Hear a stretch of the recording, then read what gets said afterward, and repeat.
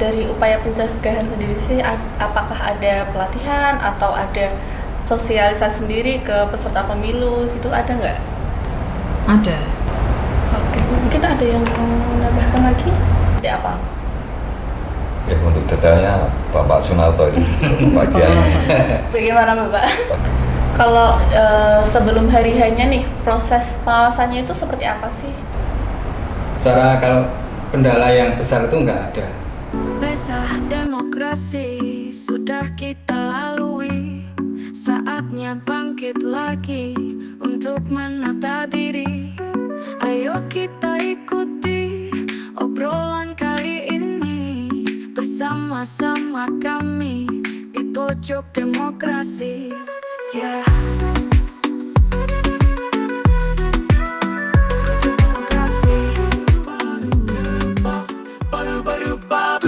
Assalamualaikum warahmatullahi wabarakatuh. Waalaikumsalam warahmatullahi wabarakatuh. Halo sahabat Bawaslu, senang sekali kita bisa bertemu lagi di Pojok Demokrasi. Saya Diska yang akan memandu podcast pada hari ini. Untuk membuka pertemuan kita kali ini, izinkan saya mengawalinya dengan pantun. Jalan-jalan ke kota Boyolali, Cakep. singgah sebentar beli rambutan. Cakep. Mari kita jaga pemilu ini demi demokrasi yang penuh keadilan. Di ruang ini kita ngobrol santai tentang pengawasan pemilu dan juga demokrasi di Indonesia, khususnya di Kabupaten Boyolali. Beliau-beliau ini merupakan pahlawan demokrasi kita pada saat tahapan pemilu dan juga pemilihan kemarin nih, khususnya di Kecamatan Banyudono. Episode kali ini spesial karena kita akan membahas tentang rekapitulasi dan juga perhitungannya. Bersama saya sudah hadir narasumber kita, yaitu yang pertama ada Ibu Nurrohmatus Solihah nih Ibu. Gimana kabarnya Ibu hari ini? Alhamdulillah. Kalau sekarang kesibukannya apa Ibu? Kegiatan sehari-hari masih ini ya, masih jalan-jalan sana sini Pak. Jalan-jalan, kayak asik ya Ibu. Kalau kemarin di Panwascam sendiri menjabat sebagai apa Ibu? Saya kemarin menjadi Ketua Panwas Kecamatan Banyudono. Ketua Panwascam Banyudono nggih. Dan juga ada Bapak Heri Hananto Kardoyo nggih Bapak. Ya. Panggilannya Pak Heri. Pak Heri. Ya. Oke. Kesibukannya apa Pak sekarang? Sekarang kita di proyek, Mbak. Di proyek Ya, ya, sama lumayan sibuk. kuliner. Kuliner. Satu sama minggu. Asli Banyudono nggak Bapak? Ya, saya di Sambedan, Mbak itu. Oh, deket ya, lumayan. Dan juga ada Bapak Sunarto. Gimana kabarnya Bapak? Alhamdulillah bagus. Kesibukannya apa Bapak hari ini? Kalau saya kesibukannya apa ya, berkaitan dengan lumpur sawah. Apa itu? Oh, Petani, Mbak. Iya. asli Banyudono Bapak? Aslinya Bangga. Bangga. Iya. Deketkah dari sini? Ya sekitar 20 menit lah kalau 20 menit. perjalanan. Ya, lumayan gitu. Kalau kemarin waktu di Panwascam menjabat sebagai apa Bapak? Sebagai anggota. Sebagai anggota. Terima kasih Bapak dan juga Ibu di sini sudah meluangkan waktu hadir bersama sahabat Bawaslu di Pojok Demokrasi. Nah langsung saja ya ke pertanyaan pertama nih. Bagaimana sih persiapan Panwascam Banyudono sendiri waktu kemarin pemilu dan juga pemilihan, khususnya dari sisi SDM-nya dalam menghadapi tahapan rekapitulasi perhitungan suara di tingkat kecamatan? Oke, saya jawab dulu ya Mbak ya. Ya. Pertama karena sebelum acara rekap itu kita sudah dikasih tahu di surat, maksudnya undangan dari BPK bahwa akan diadakan rekap pleno di kecamatan pada tanggal 30 Desember ya, 2024. Terus kemudian pada waktu itu karena ada 2 panel, jadi nanti dibagi menjadi 2. Yang panel 1 itu saya, Pak Heri dan 1 staf teknisi. Kemudian 3 orang. 3 orang. Kemudian yang panel 2 itu Pak Narto dan 2 staf teknisi. Oh gitu. Kalau dari dua apa tadi Bu namanya? Panel. Dua panel sendiri tuh bedanya apa nih? Di bagiannya sendiri-sendiri kah? Bagiannya ini ya apa? Tugasnya sebenarnya sama tiga-tiganya, yaitu mengawasi perekapan di tingkat kecamatan. Yang satu mengawasi ini ya, C hasil, kemudian yang satu C plano, yang satu perekapan yang ada di ini apa? Yang ada di format yang diberikan oleh dari Bawaslu itu. Berarti untuk tugasnya sama ya Bu? Tugasnya sama, tapi cuma dibagi dua gitu. Oke. Kalau dari Bapak Heri sendiri ada yang mau menambahkan? Menambahkan gitu. Tadi disebut dua panel, maksudnya kan di wilayah Mbak Idono kan ada 15 desa. Terus kemudian pas pemilu kemarin ada 80 TPS. Ya, terus yang kalau pemilihan umum itu kemarin 175 TPS. Jadi waktu per panel itu nanti kan kalau pas pemilihan itu memang 2 panel. Tetapi kalau pas pemilu kemarin dibikin 3 panel. Oh, jadi karena lebih banyak. Karena jadi satu panel nanti rekapitulasi untuk 5 desa. Jadi 5 desa. gitu. Jadi biar tidak terlalu lama kalau 2 panel dan sebagainya itu nanti kan jadinya terlalu lama, makanya waktu pemilu dibikin 3 panel untuk pemilihan kemarin karena cuma 2 calon itu dibagi 2 panel aja. Begitu. Jadi agar lebih efisien gitu. Iya, karena itu membutuhkan waktu yang lama karena kita harus membacakan tiap TPS. Karena banyak juga ya di desanya. Mungkin kalau sebelumnya apakah ada pelatihan juga atau bagaimana? Begini Mbak, tadi ditanyakan masalah SDM ya. Kita dari Panwascam itu dibantu sama staf. Terus kemudian di tingkat desa ada namanya PKD. Terus di tingkat TPS ada namanya PTPS. Nah, di tingkat PTPS itu di tingkat desa, di PKD maupun di kecamatan dari Bawaslu dibekali dengan aplikasi yang namanya Siwaslu. Sistem pengawasan pemilu untuk pemilihan umum, untuk pemilihan Siwaslih. Sistem pengawasan pemilihan. Itu dibekali nanti tiap-tiap aplikasi itu berbeda antara PTPS, terus PKD sama kecamatan berbeda. Jadi kalau yang lebih spesifik kuncinya di tingkat PTPS karena dia harus memfoto C hasil karena untuk menuju ke penghitungan suara di tingkat kecamatan kita harus punya data C hasil biar nanti disinkronkan dengan yang dibacakan oleh teman-teman dari PPK. Gitu. Kan tadi kan ada 2 aplikasi nih. Bedanya Siwaslih dan juga Siwaslu. Itu sama Mbak, Sama. itu sama. Itu cuma kalau Siwa untuk pemilu, jadi bedanya ada pemilu dan juga ada pemilihan. di dalamnya itu isinya DPR, DPRD, DPD, Presiden. Kalau di Siwaslih kan cuma kepala daerah, wali gitu kota ya. maupun kabupaten karena kita di Boyolali. Mungkin Bapak Sumarto mau menambahkan? Sedikit menambahkan tentang SDM bahwa dalam menjalankan pengawasan rekapitulasi di kecamatan itu yang perlu diperhatikan adalah kita sebagai Panwascam harus mengetahui apakah C1 itu atau C hasil itu sudah valid atau belum. Cara penjumlahannya, hasilnya semua itu harus dicek dulu.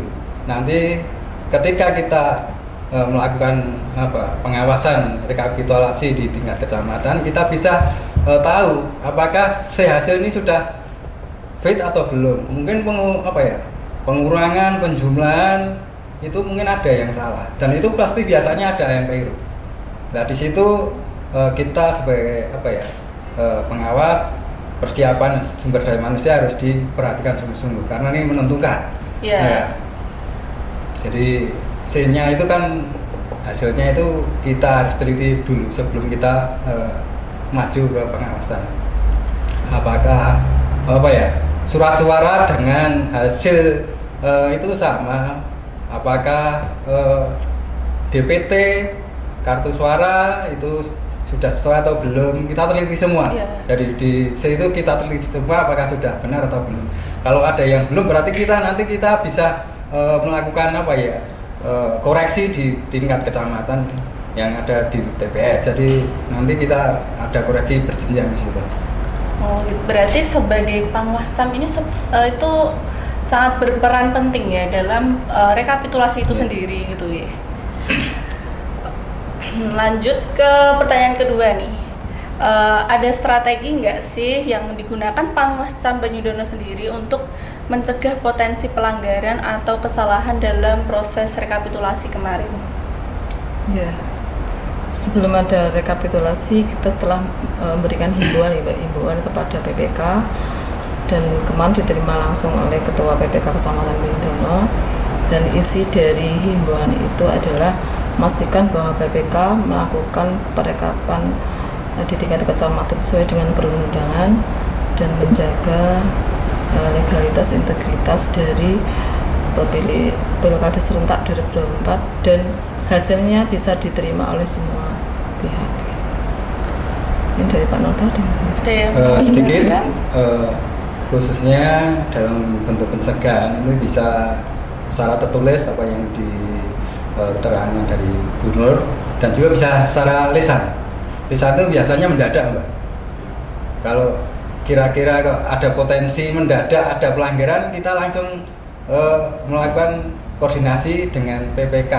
Apakah contohnya kita dalam melakukan itu kok ada mungkin sound systemnya belum ada atau gimana lah, gitu kan. Kita harus langsung konsultasi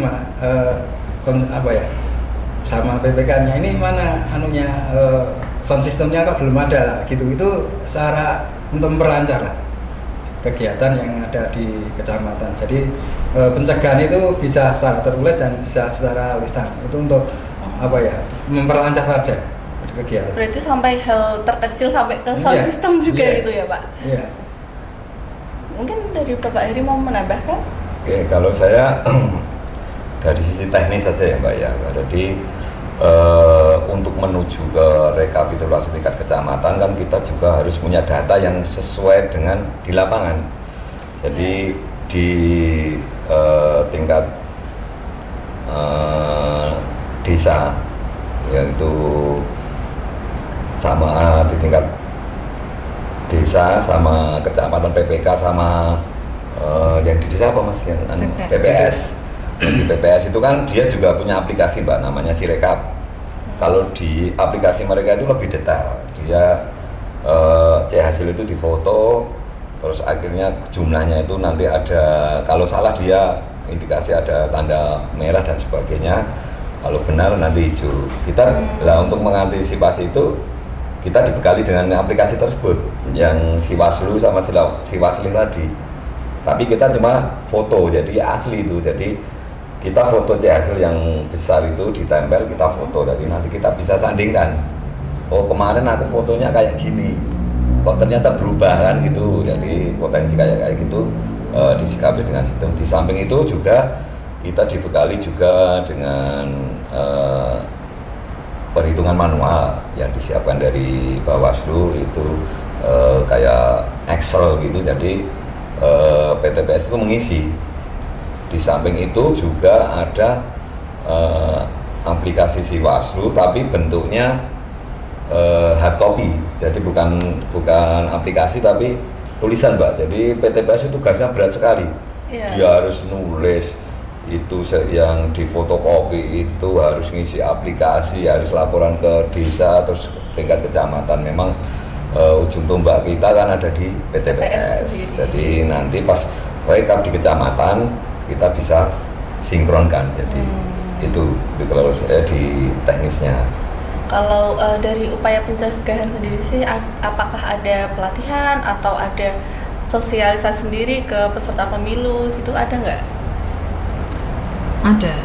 Sebelum adanya rekap di tingkat kecamatan itu, sebelum adanya hari pemungutan suara, kita sudah dibekali dengan pelatihan-pelatihan agar supaya mengawal ya, agar hasil dari pilkada itu tidak sesuai dengan undang-undangan dan tidak tidak terlalu banyak pelanggaran gitu. Tentu sedetail mungkin, meskipun nanti ada selisih 1 atau 2, kita tetap bagaimana caranya bahwa itu tidak merubah surat suara yang dihasilkan. Oke, mungkin ada yang mau menambahkan lagi? Untuk apa ya? Ada pelatihan pelatihan atau khususan. sosialisasi gitu. Biasanya kita kerjasama antara PPK biasanya mengundang kita juga, Mbak. Apa yang disampaikan kami biasanya kan ada biar tidak jadi pelanggaran gimana kan gitu. Kita antisipasi kegiatan biasanya PPK sendiri juga, kita juga pernah mengundang PPK, juga pernah mengundang peserta pemilu, di mana kita juga memberikan himbauan tentang pemilu, apa yang tidak boleh dilaksanakan atau yang jangan sampai ada pelanggaran di tingkat kecamatan atau di desa. Berarti biar pemilu dan juga pemilihan itu menjadi jujur dan juga adil gitu Ya, ya. betul. Bisa dijelaskan Bapak Ibu seperti apa sih proses pengawasan yang dilakukan Panwascam pada saat rekapitulasi itu sendiri? Prosesnya seperti apa? Untuk detailnya Bapak Sunarto itu bagian Bagaimana Bapak? bagian Ya, divisi. pengawasan ini ya, kita pertama memang dari awal harus kita awasi dari pembukaan upacara nih Bu, kemudian pembukaan kotak suara. Nah, itu kita semua perhatikan semua, apakah sudah sesuai dengan aturan atau belum, sudah sesuai jadwal atau belum. Nah, itu kita cuma diperhatikan, kemudian sampai pembukaan kotak suara, kemudian kita penghitungan C-nya itu kita semua diawasi, dan kita punya data sendiri yang C-nya itu apakah nanti sama atau tidak. Kalau sudah sama dan benar ya berarti kita sudah clear, tidak ada permasalahan. Permasalahan biasanya itu dalam penghitungan, biasanya penjumlahan gitu, biasanya kan di C-nya itu ada yang clear. Makanya di situ kita dalam pengawasan kita harus punya buku atau catatan sendiri. Kalau ada terjadi hal yang seperti itu, berarti kita harus buat berita acara tentang kejadian khusus, tentang TPS mana, TPS A, B, C, D itu sudah benar atau belum. Ada perbaikan, berarti kita lakukan yaitu pencatatan kejadian khusus di TPS mana gitu. Kalau sebelum hari hanya nih, proses pengawasannya itu seperti apa sih? Adakah proses pengawasannya? Kalau sebelum penghitungan rekap di tingkat kecamatan, biasanya kita tanyanya tempatnya di mana, sudah sesuai atau belum, terus perlengkapannya bagaimana, dan itu kita harus koordinasi sama PPK-nya, apakah tempatnya sudah memenuhi syarat atau belum. Mungkin kalau belum, kita harus memberikan masukan, apakah penerangannya sudah ada atau belum, dan semua itu kita beri masukan. Kalau sudah selesai ya sudah kita. Berarti sampai ke hal-hal yang sedetail mungkin ya. Nggak, saya bisa nambahin Mbak? Boleh? Iya, sampai itu kan pernah kejadian dulu juga ini ya, untuk tempatnya juga dipastikan bahwa itu tidak boleh kena air ya. Kalau kemarin kan tempatnya di pendopo terbuka, itu seandainya ada hujan itu bagaimana agar tetap rekap itu tetap aman, berarti tidak basah dan sebagainya, tetap dijalankan. Satu, keduanya masalah internet, karena juga memakai sirekap online, jadi memastikan bahwa nanti pas waktu rekap itu juga berjalan dengan lancar. Itu juga sangat diperhatikan. Kalau itu kejadiannya di TPS atau Itu di kecamatan, Mbak. di kecamatannya? Ya, maksudnya kalau seandainya ada hujan itu kan, soalnya kan tempatnya terbuka. Nanti kalau seandainya hujannya itu kena di monitor dan sebagainya, atau tempatnya itu apakah itu bisa dilanjutkan apa tidak kan juga salah satu pertimbangan. Gitu. Kalau kemarin itu ada nggak sih kayak kendala-kendala yang dihadapi oleh Panwascam Bajudono sendiri selama pengawasan rekapitulasi? Secara apa ya? Secara kalau kendala yang besar itu nggak ada. Tapi hanya kalau hal kecil biasanya kan kendala itu komunikasinya biasanya. Komunikasi itu kurang, ini biasa menjadi kendala. Jadi pengawasan ini mungkin kalau di tingkat rekapitulasi tingkat kecamatan itu sepertinya kendala itu minim sekali. Atau kemarin ada cerita nggak sih atau hal yang mungkin mengesankan gitu bagi Bapak Ibu sendiri, pengalamannya Bapak Ibu gimana gitu? Kalau pengalaman kemarin ya Mbak, itu untuk rekap tuh alhamdulillah nggak ada suatu masalah ya. Cuma dari segi personel dari dari PPS sendiri, kalau seandainya pas membacakan itu ada yang keras sampai ke pleno yang satunya panel lainnya itu sampai kedengeran. Terus kemudian ada yang terlalu cepat, jadi kita harus kalau udah sampai bawah ngulangi lagi, jadi makan waktu ya agak lama. Terus kemudian kalau yang bacakan pelan-pelan itu kadang kita juga bikin ini ya, karena manusia ya kadang ya agak ngantuk juga. Jadi itu harus konsentrasi terus, makanya harus konsentrasi penuh, karena tidak boleh ketinggalan gitu. Mungkin kalau misalkan ada kendala seperti itu, seperti apa Ibu solusinya? Solusinya kita langsung ini ya, memberikan masukan pada PPK itu agar kalau membacakannya ya agar teliti, tidak terlalu buru-buru gitu. Apakah rekapitulasinya diulang bacanya atau bagaimana Ibu? Cuma pembacaannya saja Mbak.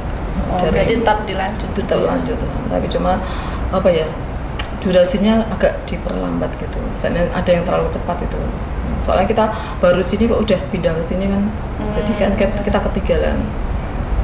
Kalau dari Bapak Heri sendiri mungkin ada pengalaman? Ya, sedikit pengalaman itu kalau pas rekapitulasi waktu pemilu memang ekstra Mbak. Itu harus satu TPS itu kan 5 kotak suara itu.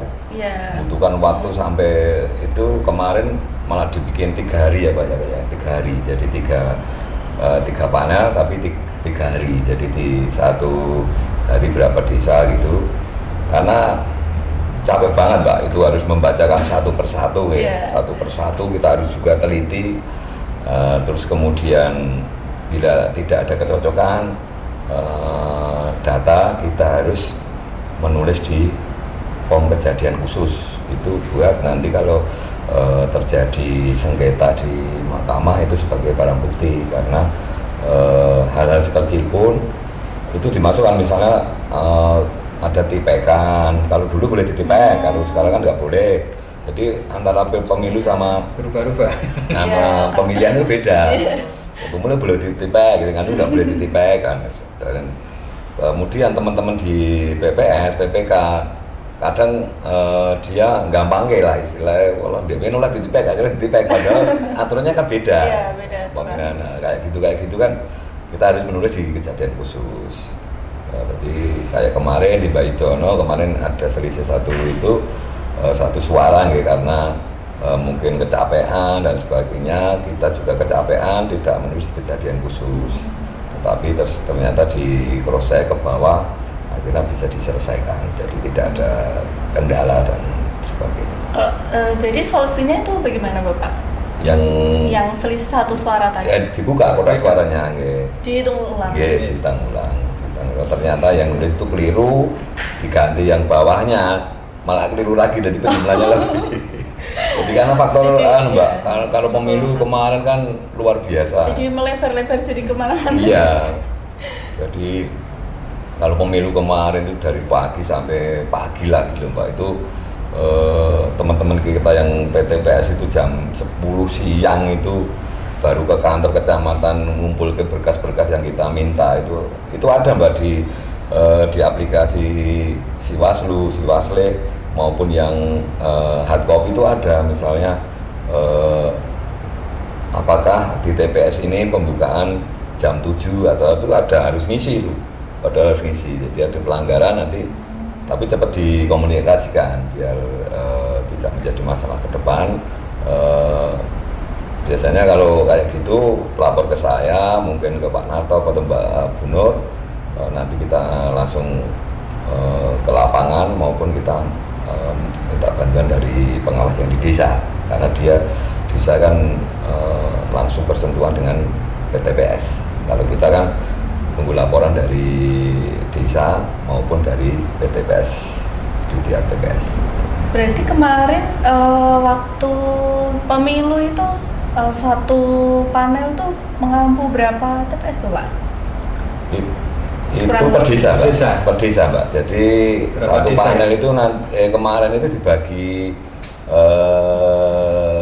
hari itu satu harinya itu satu panelnya 2 desa atau 3 desa ya Pak ya. Jadi karena sampai, kalau takutnya kan sampai malam kecapean dan sebagainya, jadi ada gitu. Memang banyak sekali ya, Oke. soalnya ada. Terutama Mbak Yudono itu paling banyak hak pilihnya. DPT-nya banyak. Kalau dari Bapak Sunarto sendiri ada nggak sih pengalaman yang nggak terlupain? Dalam pengawasan rekapitulasi itu ya. Iya, waktu rekapitulasi kemarin. Kalau di pengalamannya ya ketika kita menemukan ada kekeliruan, itu baru kita tahu bahwa itu pengalaman yang harus kita laksanakan. Itu memang kok keliru kan ketahuan biasa di senya itu kita sebenarnya kan kita dulu kan di semua set kita lihat dulu apakah sudah sesuai atau belum. Kalau sudah selesai kan kita penak, tapi rata-rata ya setiap desain mesti ada kekeliruan. Itu memang pengalaman yang mungkin bisa kita jadi pelajaran dan mungkin ya sebagai hal yang tidak bisa dilupakan, karena hal seperti itu mungkin yang membuat kita masih teringat ya. Biasanya itu dalam terjadi pelanggaran, kalau tidak terjadi pelanggaran berarti tidak ada seperti ini. Kalau ada pelanggaran kita masih healing terus loh. Iya. Jadi pengalaman ya Pak. Nah, kemudian dari berbagai tantangan yang dihadapi nih, bagaimana langkah-langkah atau solusi yang dilakukan agar pengawasan tetap efektif dan hasil rekapitulasi tetap kredibel? Jadi solusi atau respon terhadap masalah itu sendiri, misalkan tadi ada yang selisih seperti itu, gimana responnya gitu? Iya, kalau yang kita lakukan di lapangan itu seandainya terjadi pada waktu rekap itu kita langsung komunikasi sama PPK. Jadi pada waktu di pleno itu kan anggota PPK, ketua PPK-nya ada di pemantau hasil rekapnya, kemudian dikoordinasi, setelah itu baru menyampaikan, kemudian langsung ditanggapi gitu. Seperti seandainya ada salah tulis biasanya di si hasil sama yang plano itu, seandainya disabilitas harusnya diterisi ternyata kosong, kemudian misalnya ada perbaikan itu kemudian diperbaiki, kemudian diupload ulang dari PPK, jadi langsung diperbarui, langsung ditanggapi, langsung diubah di situ, kemudian juga meneruskan di dalam kejadian khusus seperti itu. Jadi langsung ada tanggapan dari PPK. Jadi kita di Mbak Yudono selama ini PPK juga diajak kerjasama bahwa pemilu ini adalah sama-sama untuk kita semua. Jadi bagaimana pemilu itu agar bisa diterima oleh semua dan tidak ada bisa dipercaya begitu. Mungkin dari Pak Noto. Ada yang mau menambahkan? Pak Heri Oke, atau Pak Rahmat? di dalam rekapitulasi itu kan kita berpedomannya pada C hasil ya Mbak, itu yang besar itu loh. Kalau jenengan pas itu dulu ikut nyoblos dan sebagainya itu kan ada yang namanya C hasil, itu yang pokok, itu kan hasil rekapitulasi dari penghitungan suara itu. Nah kemudian kita dari pengawas TPS itu mendapatkan C hasil salinan, jadi cuma salinan. Kalau yang C hasil itu kan kayak jiting itu loh Mbak, apa jenenge namanya? Ya kayak itu, sedangkan untuk C hasil salinan itu sudah berbentuk angka. Oh, jadi Nah, nggak asli kadang menyalin aja salah Mbak. Padahal tinggal nurun toh Mbak, itu angka 5, tinggi angka 5. Ya di situ ditulis 6 dan sebagainya. Makanya kita dibekali dari PTPS dikasih C hasil, semua kan itu harus wajib kita dapat C hasil. C hasil salinan. Nah, itu kita kumpulkan, kita bawa pas waktu rekap. Jadi kita cocokkan, tapi kita juga punya foto yang C hasil. Yang Jadi asli. kita sama staf di panel itu yang satu pegang C hasil, yang itu kan dikasih kopian itu C hasil salinan, yang satu pegang laptop yang berisi foto itu foto C hasil, yang satu manual kita, jadi kita cocokkan. Jadi ketahuan kalau misalnya tidak sinkron. Nah, misalnya tidak sinkron, kita langsung koordinasi dengan PPK maupun dengan peserta pemilu. Dan di situ kan ada saksi gimana? Ini ada perbedaan ini. Jadi ya udah itu dibenerin. Nah, gitu nanti ditulis di kejadian khusus. Kalau di C hasil itu tidak bisa dirubah apa-apa Mbak. Jadi nanti tahunnya nanti perubahannya di tingkat kabupaten. Jadi tetap C hasil tidak dari kecamatan tidak boleh diubah. Jadi tetap murni itu. Tapi ada kejadian khusus tadi Pak. Misalnya penulisan angka 5 partai A harusnya ditulis 6, ditulis 5 dan sebagainya. Nah nanti pas rekap di tingkat kabupaten itu kan nanti direkap terus dibawa kita ke rekap kabupaten. Mungkin dari Bapak Sunarto mau menambahkan? Sedikit aja agar apa ya, hasil dari rekapitulasi itu berkualitas baik, maka setiap ada pelanggaran atau ada kesalahan, kalau seandainya kita harus hitung ulang ya kita harus hitung ulang, nah, gitu. Biar nanti memang hasilnya benar-benar sesuai dengan kenyataan. Mungkin apa ya, pemilihnya kok 100, jumlahnya kok 99 lah, berarti kita masih ada kurang 1, berarti kita hitung ulang aja gitu. Nah, itu salah satu contoh aja agar memang hasilnya lebih kualitas bagus, hasil dari rekap di tingkat kecamatan itu. Jadi setiap kegiatan yang ada pelanggaran potensi atau semuanya itu harus kita selesaikan di tingkat kecamatan. Biar nanti di tingkat kabupaten ini sudah tidak ada permasalahan lagi. Semua di tingkat kecamatan harus diselesaikan semua. Kalau kemarin ada kejadian seperti itu tidak Bapak? Perhitungan ulang seperti itu? Kalau di Banyuwangi nggak ada. Nggak ada Mbak. Oh, wilayah ini nggak ada. Perhitungan ulang tidak, tapi pas waktu pencocokan data itu ada kartu yang terselip itu loh, ada 27 kartu itu. 27 kartu yang terselip? Iya. Nah itu kemarin ceritanya bagaimana ya Bu? Ceritanya itu ada di salah satu TPS itu kan apa ya, ternyata masuk rusak itu banyak sekali itu. Saya terus dicek di apa ya, di daftar hadir. Kemudian setelah dicek data, kemudian surat suara memang tidak tambah ya, itu memang sama. Kemudian cuma itu keselip di kartunya, terus akhirnya itu masuk ke dalam surat suara yang tidak digunakan karena tidak ada tanda tangan dari ketua KPPS. Oh, berarti itu memang surat suara yang nggak digunakan. Tidak digunakan. Dari cerita tadi kita bisa belajar bahwanya pengawasan rekapitulasi bukan hal yang mudah, dibutuhkan SDM yang siap, koordinasi yang kuat dan juga komitmen menjaga integritas hasil pemilu. Terima kasih banyak kepada Ibu Nurrohmatus dan juga Mbak Heri dan Bapak Sunarto atas pengalaman dan juga inspirasinya nih. Di balik angka-angka hasil rekapitulasi ada kerja keras dan juga dedikasi agar suara rakyat benar-benar terjaga. Jika saya awali dengan pantun, izinkan saya tutup juga dengan pantun. Gunung Merbabu jadi saksi. Cakep. Indahnya Boyolali pagi-pagi. Keringat pengawas, bukti dedikasi. Demokrasi tegak penuh energi.